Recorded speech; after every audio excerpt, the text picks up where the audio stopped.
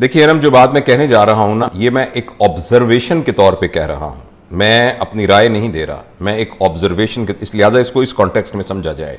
देखिए हमें किसी तरीके से ये समझ में आ गई है बात कि जो चीज़ हम खुद नहीं कर सकते हम पैसे के ज़रिए उसको करवा सकते हैं।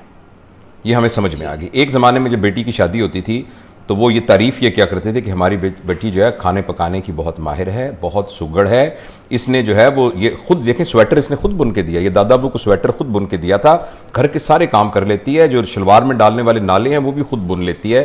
तो इस तरह के क्राइटेरियाज पर हम ये कहते हैं सौमो सलात की पाबंद है और वगैरह वगैरह, ये क्राइटेरिया होता था। अगेन मैं आपको बता रहा हूँ, मैं ये नहीं कह रहा क्या सही है क्या गलत है क्या होना चाहिए, मैं एक ऑब्जर्वेशन बता रहा हूँ।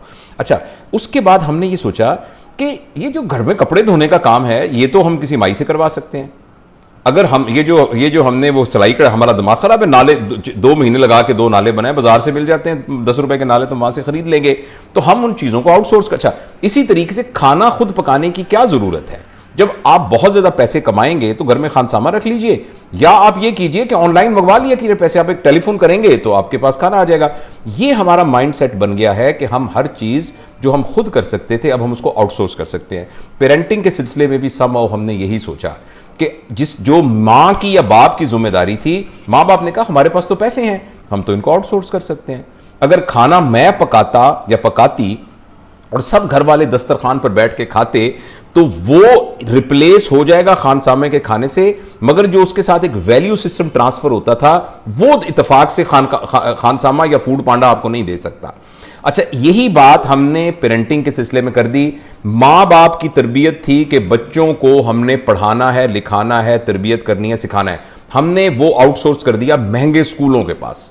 अच्छा, शाम को हमने बच्चों को गोद में लेके बैठ के तरबियत करनी थी, ये हमने आउटसोर्स कर दिया एकेडमीज के पास और ट्यूटर्स के पास। तीसरा, हमने बच्चों के साथ तफरीह करनी थी, तो हमने तफरीह के लिए उनको 1.5 लाख रुपए के ना छोटे छोटे अब्बू जी या अम्मी जी जिनका नाम मोबाइल फोन होता है या स्क्रीन उनको ले दी कि बेटा ये हमने आउटसोर्स कर दिया, now this is your mama and this is your पापा। तो ये वो माइंडसेट है। अब तीनों चीजें हमने आउटसोर्स कर दी। अब हम शिकायत करते हैं कि बच्चे हमारे ऐसे क्यों हो रहे हैं, बच्चे के ख्याल हम तो अपने अब्बू के बड़े, हम तो उनके आगे नहीं चलते थे, हम तो उनका जूता सीधा किया करते थे, हम तो अब्बू आते थे सब लोग सर पे दुपट्टे ले लिया करते थे। अब बच्चों को परवाह ही नहीं होती, वो यार यार कह के मुझे बुलाते हैं और मेरी बात ही नहीं सुनते और वगैरह वगैरह। तो अब ये देखें ना, ये मैं अगेन दोबारा कह रहा हूं, ये जमाना बदल रहा है, बदले जमाने में चीजें डिफरेंट हो जाती हैं। बहुत मुश्किल है ऑब्जेक्टिवली कहना कि वो अच्छा था या ये अच्छा है, लेकिन डिफरेंट है। लेकिन जब कुछ चीजें डिफरेंट होती हैं तो उसमें कुछ पॉजिटिव चीजें आ जाती हैं। बच्चे आपसे बहुत फ्रैंक हो गए हैं, बच्चे आपसे दिल की बात कर सकते हैं, बच्चे अपनी इंडिपेंडेंट फैसले कर सकते हैं, ये सब पॉजिटिव बातें हुई हैं। बच्चे अकेले मूव कर सकते हैं, जिंदगी का फैसला कर सकते हैं, ये पॉजिटिव बातें हुई हैं। नेगेटिव बातें हुई हैं कि ये इसकी कॉस्ट पर हुआ है कि आपके रिलेशनशिप वीक हो गए हैं, और रिलेशनशिप के वीक होने की वजह से माशरे के अंदर जो एक फैब्रिक होता है वैल्यू सिस्टम का, वो बहुत ज़्यादा कमज़ोर हो गया है, और उसके कमज़ोर होने के बहुत सारे साइड इफ़ेक्ट्स हुए हैं। और इन सब, जैसे आपके सवाल का जवाब इस सिलसिले में यही था कि चूंकि हमें समहाउ पैसे पर जोम आ गया है, हमारा ये ख्याल है कि हम पैसे से सब चीज़ें ले सकते हैं, पैसे से आप गैजेटरी ले सकते हैं, पैसे से आप AC ले सकते हैं, पैसे से आप AC ले सकते हैं, सुकून वाली नींद नहीं ले सकते। मेरी बात समझ रहे हैं ना? पैसे से आप आसानियां ले सकते हैं, आप खुशियां नहीं ले सकते। पैसे से बच्चों को कंफर्टेबल करके आला तालीमी इदारे की डिग्री ले सकते हैं, लेकिन बच्चों की तरबियत नहीं कर सकते।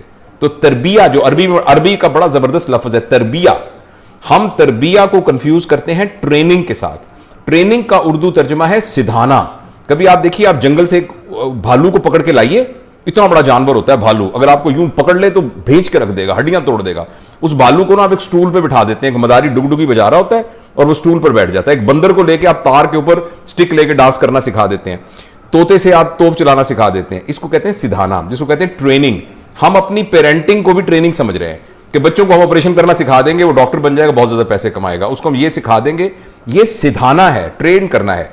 जो पेरेंटिंग है, पेरेंटिंग का मतलब है अंदर से वो चेंज हो जाए। मेरे नजदीक पेरेंटिंग का मतलब यह है कि एक शख्स अंदर से अपनी चॉइसेस के सिलसिले में बिल्कुल क्लीन हो जाए। जब अच्छाई और बुराई उसके सामने आए तो उसके अंदर इनर पावर इतनी हो कि वो अच्छाई को इख्तियार करे। जब वो अच्छाई को अच्छाई समझ के कर रहा हो, किसी बेनिफिट के तौर पे ना कर रहा हो। यह है तरबियत मेरे ख्याल में।